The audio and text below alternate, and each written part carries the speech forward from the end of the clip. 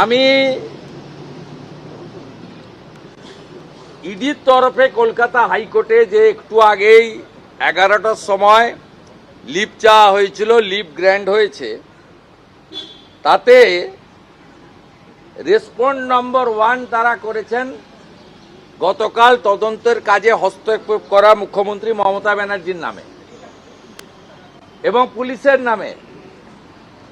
এটা একটা অ্যাপ্রোপ্রিয়েট এবং ওয়াইজ ডিসিশন। তারা রুল 26-এ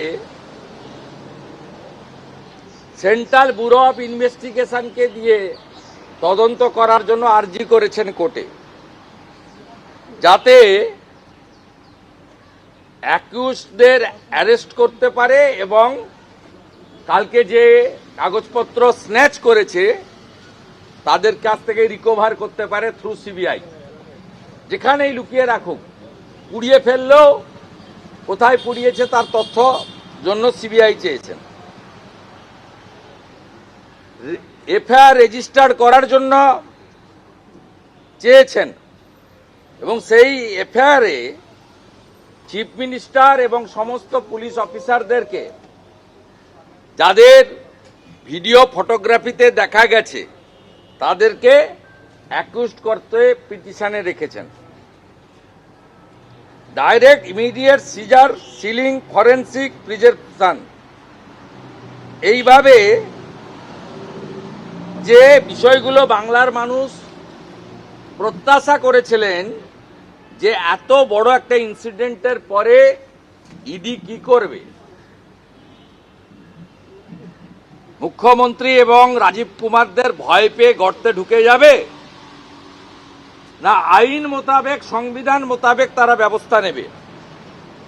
আমি কোর্ট থেকে সংগ্রহ করা একটু আগে যে লিভ গ্র্যান্ট হয়েছে, যার অনেকের কাছেই ইতিমধ্যে এসে গেছে, একটা appropriate moved by the lawyer engaged by the enforcement directorate. এখানকার যিনি এএসজি, এডিএসজি, তারা এখান থেকে মুভ করেছেন এবং দিল্লি থেকে ভার্চুয়ালি ভারত সরকারের এএসজি মিস্টার রাজু অ্যাপিয়ার করেছিলেন। তারা একদম পশ্চিমবাংলার মানুষ এবং গোটা ভারতের লোক যেটা চাইছিল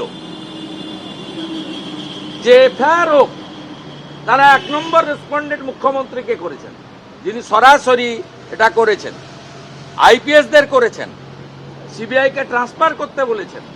বাকিটা 2:30টার সময় কোর্ট দুপক্ষের কথা শুনে তারা করবে। কিন্তু আমি অ্যাজ এ কমন সিটিজেন এবং এই রাজ্যের একজন এমএলএ হিসেবে,